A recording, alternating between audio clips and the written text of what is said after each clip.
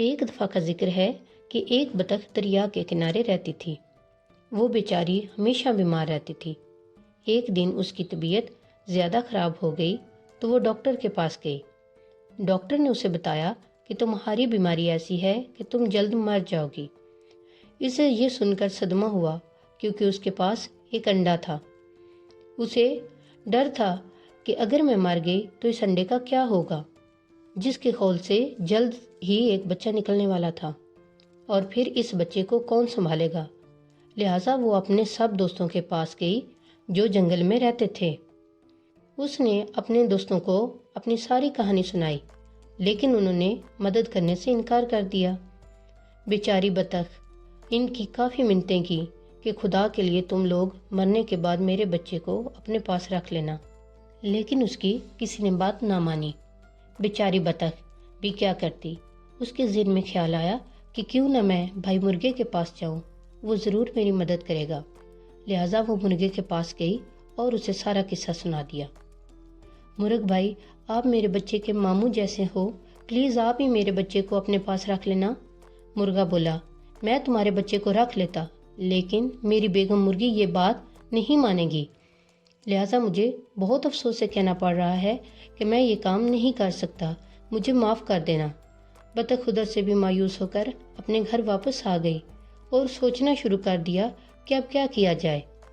اچانک اس کے ذہن میں ایک ترکیب آئی اور اس نے موقع ڈھونڈ کر یہ کام انجام دے دیا اور خود جا کر ایک درخت کے کنارے بیٹھ گئی۔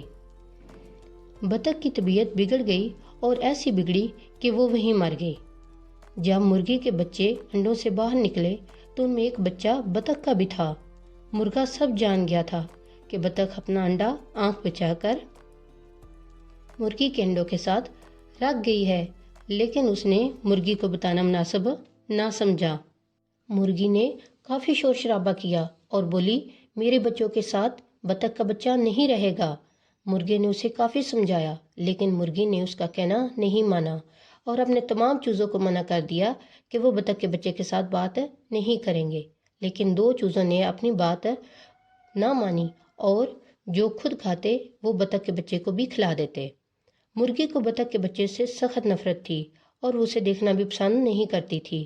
ایک دن مرغی کے ذہن میں خیال آیا کہ ہم سب دریا کے کنارے جاتے ہیں اور وہاں سے سب واپس آ جائیں گے اور بطخ کے بچے کو وہیں چھوڑ آئیں گے، اس طرح اس سے جان چھوٹ جائے گی۔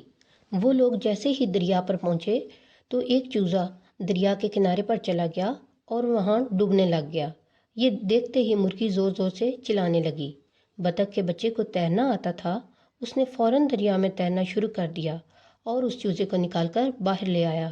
جیسے ہی مرغی نے یہ دیکھا تو اسے اپنے کیے پر کافی شرمندگی ہوئی اور اس نے بطخ کے بچے سے معافی مانگ کر اسے اپنا بیٹا بنا لیا۔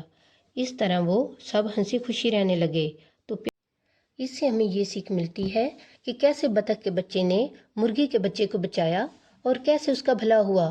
اس لیے تو کہتے ہیں کہ کر بھلا تو ہو بھلا۔